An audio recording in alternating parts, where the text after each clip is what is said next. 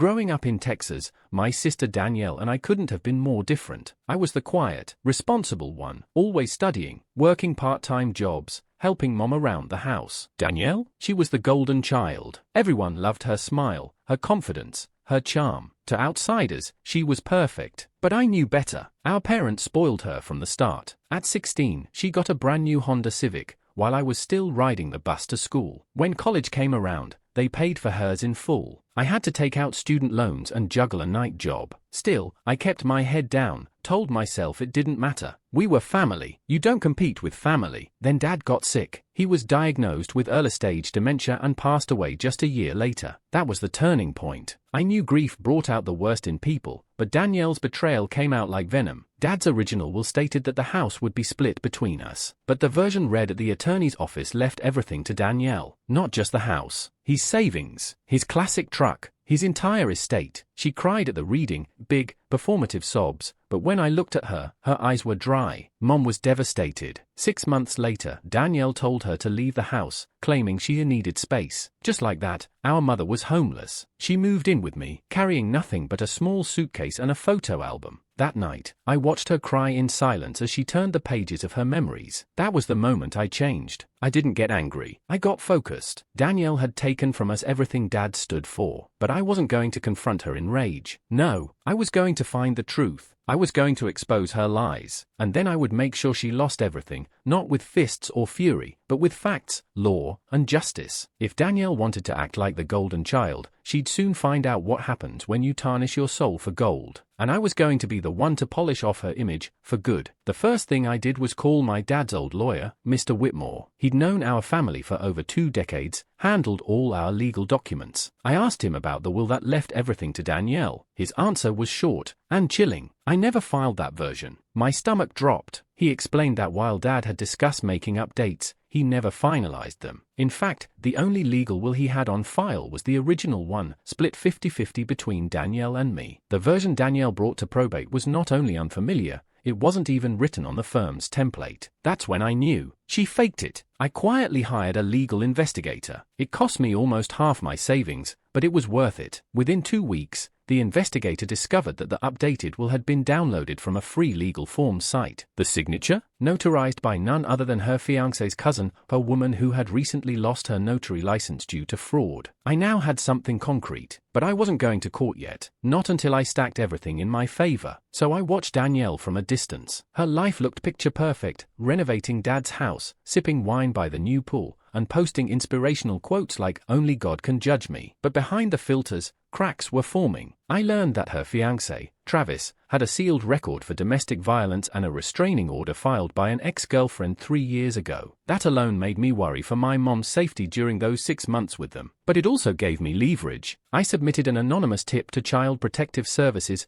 Travis had a daughter from a previous relationship who occasionally visited the house. CPS started a quiet investigation. I also compiled every fraudulent move Danielle made: fake will, forged signature, illegal notarization. I even got a video statement from the notary cousin, who confessed when she realized she could face jail time if she didn't cooperate. Danielle had taken everything from us believing we'd stay quiet, but I wasn't that kid anymore, the one who bit his tongue and took life's hits. I had the truth now. I had the law, and soon I'd have my family's dignity back. She just didn't know her fall had already begun. Danielle didn't notice at first. She was too busy playing Queen of the Castle, hosting weekend barbecues in Dad's backyard and acting like she'd earned it all. But behind the scenes, the storm was gathering. It started with a knock at her door. CPS showed up for a surprise visit. Danielle panicked when they asked about Travis's criminal history. She claimed it was all a misunderstanding, but they weren't buying it. A case was opened. Travis, already paranoid, blamed Danielle for bringing heat to the house. Their relationship began to fracture. Then came her next blow. Travis was fired from his job at a financial firm. I had sent his full legal record, sealed but discoverable with proper court permissions, to his company's anonymous ethics hotline. They terminated him within 24 hours. Danielle had no idea who was behind it. She thought it was bad luck. Meanwhile, I met with our Uncle Ray, Dad's brother and a retired judge. He was furious when I showed him the fake will. He told me to prepare for court, and together we filed a petition to invalidate the fraudulent document and reinstate the original. Danielle was served at work. She called me an hour later, screaming, "You're ruining my life. Aaron. I didn't respond with rage. I simply said, "You ruined Mom's first." That night, I went with Mom back to what used to be our home. We didn't go inside. We just stood at the curb. Mom stared at the house, her hands trembling. "He built that porch himself," she whispered. I made her a promise right there. "We're taking it back." And then came the final nail. "Remember the notary cousin?" I had her recorded confession,